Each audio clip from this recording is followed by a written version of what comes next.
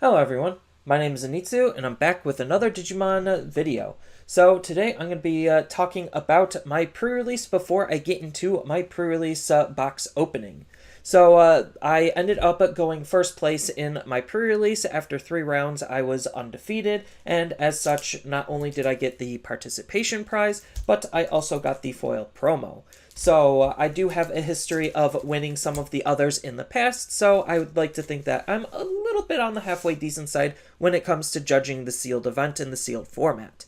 So this is basically the deck that I ran, and it took me all the way to success because I ran a relatively value-efficient deck where I just tried to stay as low to the ground as I possibly can and just tried to chip the opponent out, and I rarely even went into my level 6s, and I even rarely went into my level 5s, and I just used my level 3s and 4s to aggro the opponent out just because there wasn't really a whole lot that I was afraid of in the security, and there wasn't really a whole lot that I was afraid of in terms of tempo, just because I could try to ease my way in lower than my opponent. So as far as the deck goes, it's just a very simple deck. I ran 4 eggs because I pulled 4 eggs, and, well, the 4 eggs were just doing what they were supposed to do on just hiding a Digimon in the raising.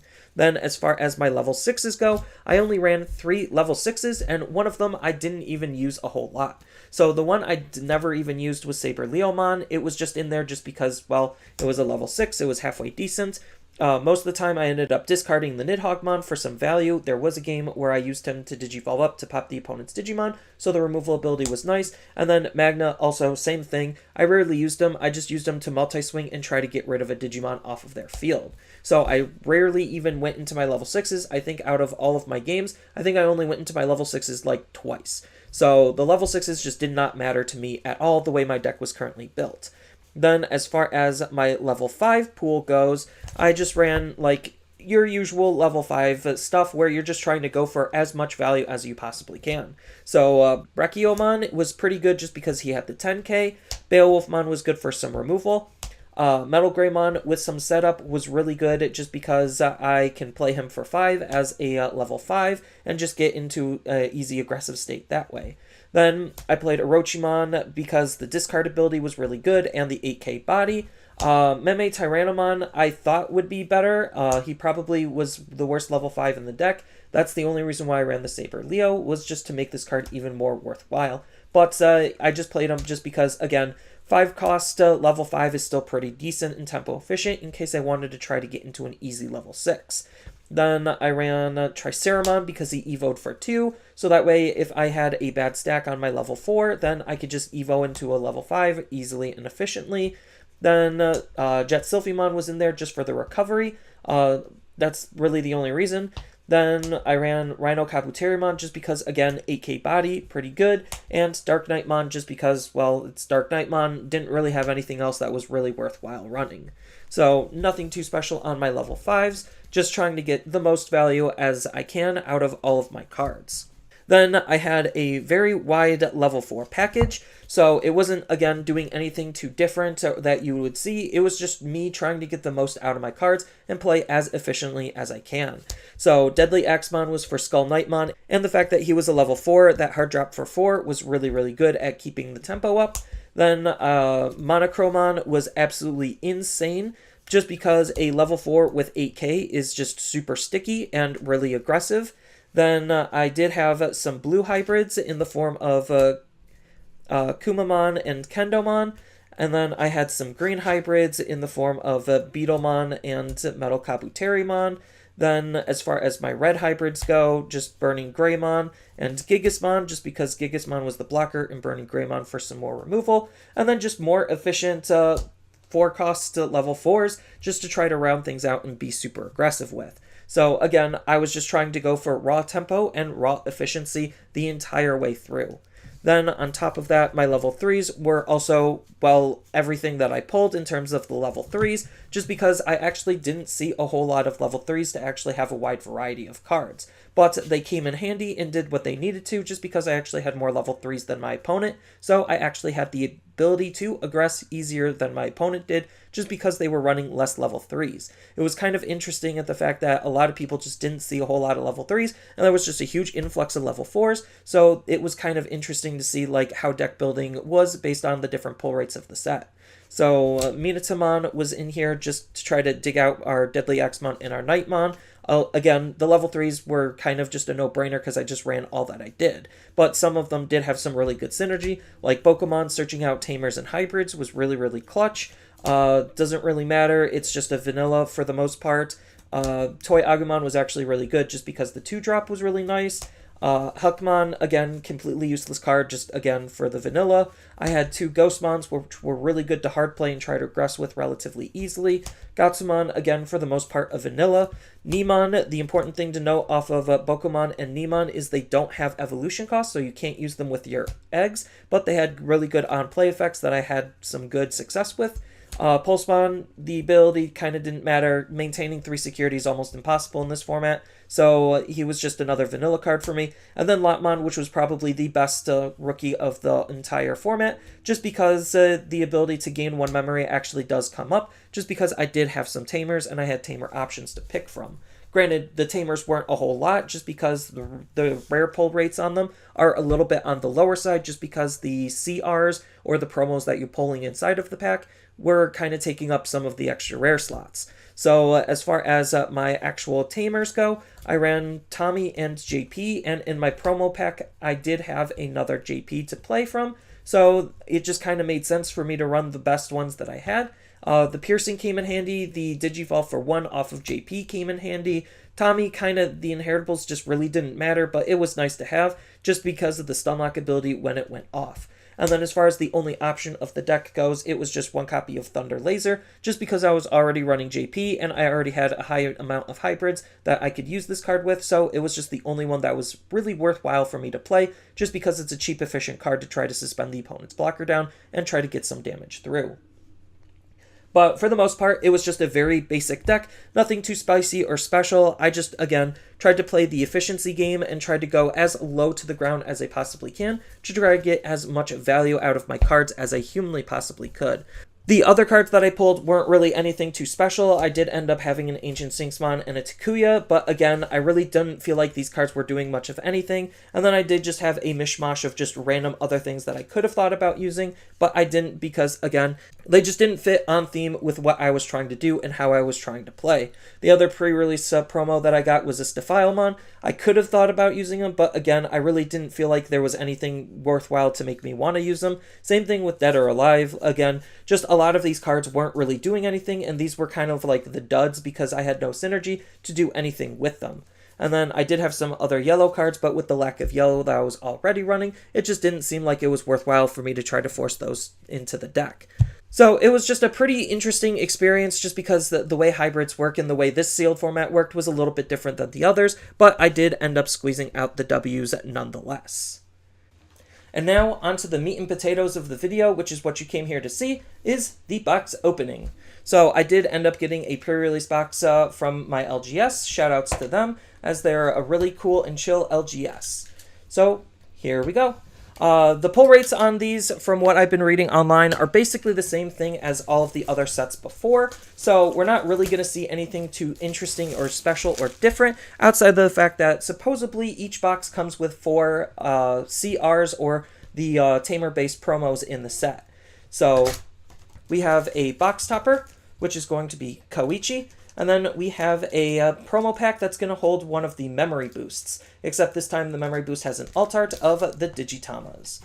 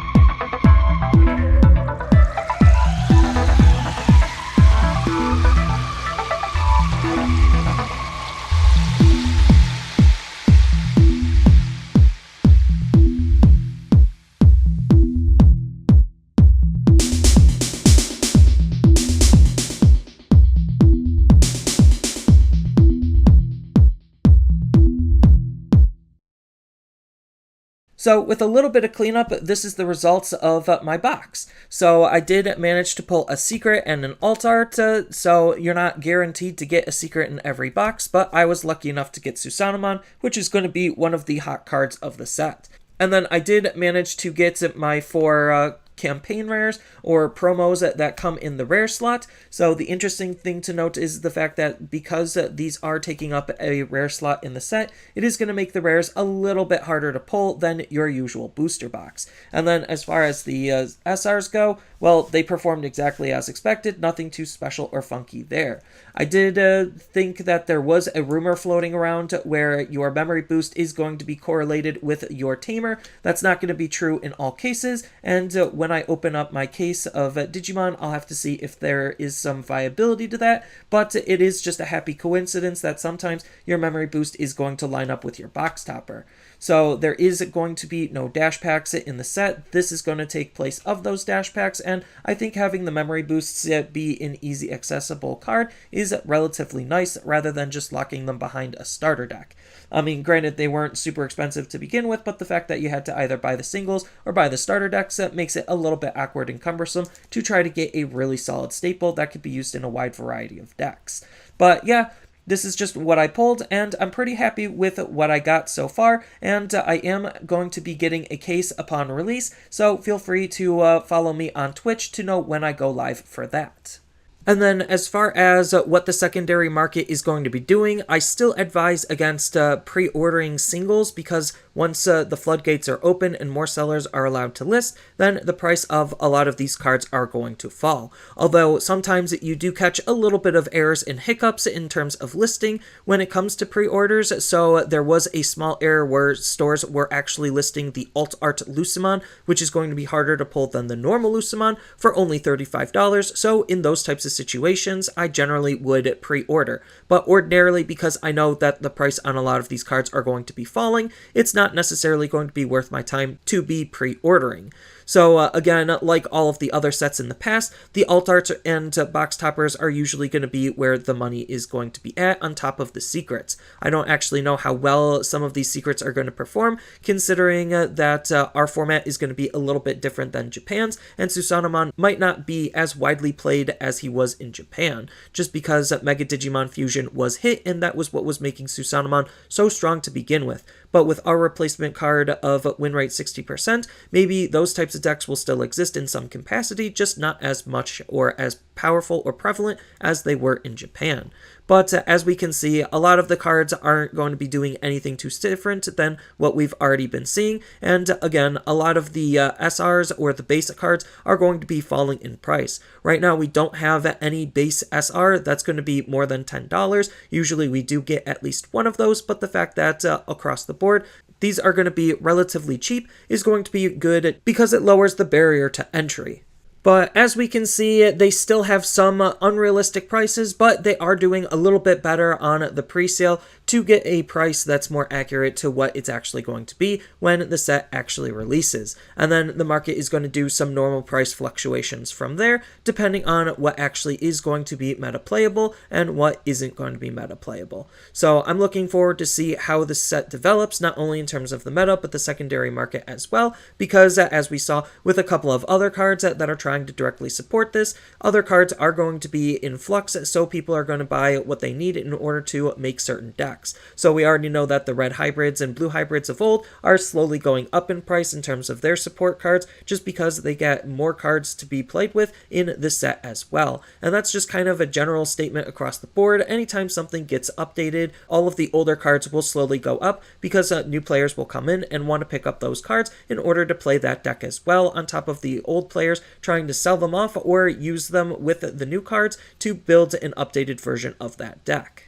And then as far as pre-release promos go, usually pre-release promos are always going to be on the hotter side when it comes to the secondary market of things, even though for the most part it's just a foil version with that stamp. But the uncommons, a little bit more specifically than the rares, are going to be on the slightly hotter side just because, well, those cards previously don't have a foil version, and this is the only way to get that card in foil. So those are generally going to be the ones to look out for, especially the more meta playable ones because those are the ones that are going to be more sought after. But a lot of people are still going to want these just because the stamp does signify that it is a higher rarity than the normal version. So if you are looking to get a high rarity version of some of the uncommons and rares, then this is the only way to do it, and that's what's going to be making these prices higher than your average version. So that's all I really have for this video. As always, feel free to tell me your thoughts down in the comments below, and down in the description below are a couple of different ways you could support me and the channel. So I do have a TCG Player affiliate link, so when you use that link to buy cards off of TCG Player, then some of that money will go to supporting me and the channel. I also do make and sell playmats over on Overcard Gamers on Facebook, so when you buy a playmat with my design, then some of that money will also go to help supporting me and the channel. And on top of all of that, I do have a Twitch account over on twitch.tv/Zenitsu, so giving me a follow and a subscription also helps support me there, and I do play Digimon on top of various other games on that platform as well. So thank you everyone for watching, and as always, don't forget to like, share, and subscribe for more content, and I'll see you in the next video.